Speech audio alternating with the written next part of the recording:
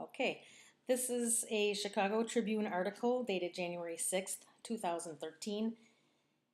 Confessions from Flight Attendants, Pet Peeves, and a few tips from the folks who serve you at 30,000 feet.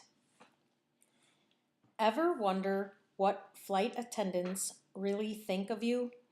What they'd tell you if they had the nerve? Or weren't afraid of being fired? What secrets would they reveal about their jobs? Several of my friends work as flight attendants. One of them recently retired after 20 years flying for a storied name in commercial aviation. Others work for less glamorous domestic U.S. airlines. I asked them what they would say to their passengers if they could, or what bits of wisdom they would reveal if granted anonymity. These folks do not represent every flight attendant in the skies, so if you're a flight attendant, feel free to disagree and send comments to travel@latimes.com. But I didn't make this stuff up. What you read here may surprise you or make you laugh or both.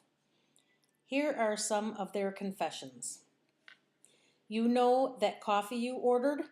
It may be decaf even though you asked for regular.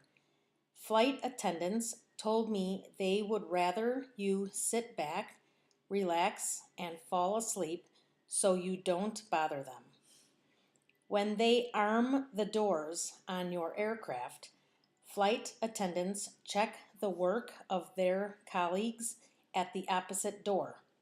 You hear it often, arm doors and cross-check. Despite all the cross-checking, they err occasionally and forget to arm the doors, which means the emergency slides won't automatically deploy if needed in an emergency. It's a fireable offense. Airlines used to pay their flight attendants when they showed up for duty at the airport. Not now. That changed to getting paid when the cabin doors closed, then to when the plane's brakes were released, and now often when the wheels leave the ground, wheels up in airline parlance. There can sometimes be hours of delay between the time they show up for work and when they're airborne. Different airlines have different policies, but it's a way for them to save money. So when flight attendants greet you at the door, it's very often for free. No wonder the smiles sometimes seem fake. If a flight is late, the airline might have to pay overtime. If the flight is going to be late anyway, flight attendants have been known to delay it even further in order to make sure overtime kicks in, which can mean up to double the hourly pay.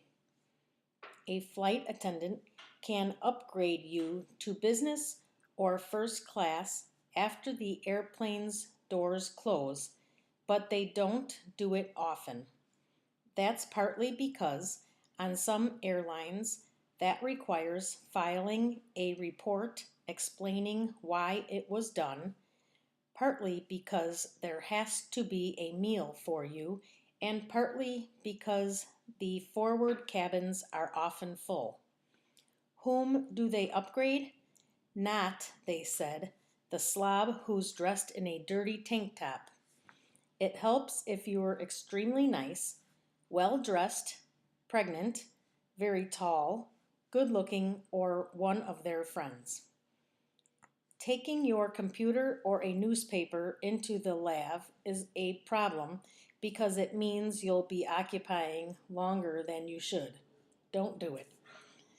You can ask a flight attendant what part of the country or world you're flying over at any given moment, but chances are he or she won't know.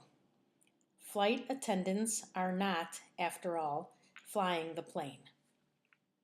Passengers who do deep knee bends in the galley while flight attendants are trying to work should go do them somewhere else.